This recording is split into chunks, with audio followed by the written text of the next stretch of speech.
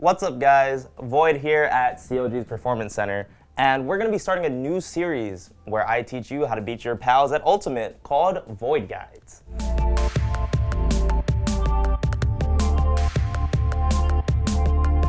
Today, we're going to be going over how to beat that one friend, you know, the one that keeps shield grabbing you. No matter what you do, he just keeps grabbing you. Think he'll do something else? He doesn't.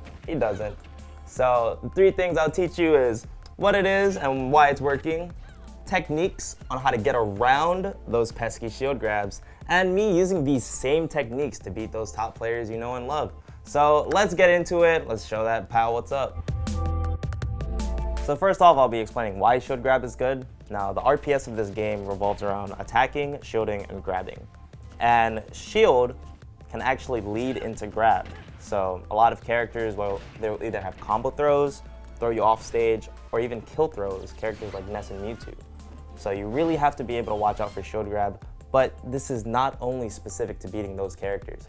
Every character can shield grab, and every character can bait shield grab. So no matter who you play, this will help you level up and start becoming the best out of your friends. So the first thing I'll be going over is spacing. Spacing is a term that I'm sure you have heard, and it gets thrown around a lot. But for the intents of this guide, spacing will be when you're using a move and you try to hit with the furthest possible hitbox of it. Now, imagine this. Your opponent's sitting there shielding, waiting to shield grab you. Now, a poorly spaced aerial will result in them getting their hands on you, them getting the grab that you so desperately don't want to get hit by. The counter to that is you space your aerial. You use the furthest possible part of your move to make sure that your opponent is unable to shield grab you. The best example I can tell you of this is Marth's forward air. Marth is a character that gets rewarded for using the tip of his sword, the furthest possible hitbox. And whenever Marth spaces a move on your shield, there's almost nothing you can do to counterplay it. But don't be afraid, this is not just exclusive to Marth, as every character has moves that they can space on shield.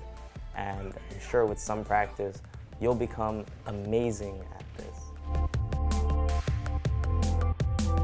The second thing I'll be talking about, aerial drift.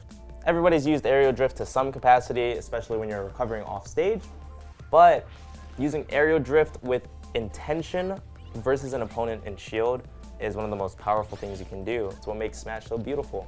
Aerial drift is the concept of your character being in the air and being able to control how fast you're going, both fall speed or going left and right.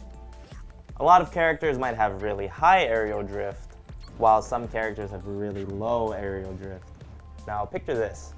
You're jumping in the air, you know, short hopping because you're a beast, and you short hop, use your aerial, kind of fall to the ground. You're spaced aerial, but your character is kind of just moving vertically, you know? Now imagine you short hop like a beast and use your aerial, but instead of going straight down, you start holding backwards to make your aerial even more spaced. And this, of course, combined with spacing, makes you almost unstoppable versus these shield grabbing opponents. Not only do you have the ability to drift backwards, but you can even drift past their shield and make it so they can't even shield grab you. You're not even in front of them. Like, you think your opponent knows the counterplay to this? They haven't watched this video. You definitely have the tools to stop those shield grabbers. Now with these 2 things, spacing and air drift, you can become really creative when it comes to counterplaying with shield. In comparison to simply landing right in front of the shield with your aerial, having it get shielded and grabbed, you can either land right outside of shield grab, land completely away from shield grab, land behind them. You can even not even throw out an aerial and just land in front of them right outside of shield grab and laugh at them while they throw out the shield grab and you go in for that punish. Now once you use spacing and air drift to bait your opponent to shield grab, you have to be confident in that follow-up. You have to be confident both in your ability to use spacing and use air drift to your advantage, and be confident in your ability to punish them for when they do throw out that shield grab. You can just throw out a smash attack. You don't have to be fancy because you were already fancy enough. So picture this. I'm playing Wolf, you know, fighting against Shuton's Olimar, and it's really tough to get in, but I noticed he was trying to approach with shield a little too much, so I decided I'm just gonna keep trying to throw out space fares and when eventually he might try to punish, I threw out a jab, made sure he wasn't gonna get that shield grab, you know?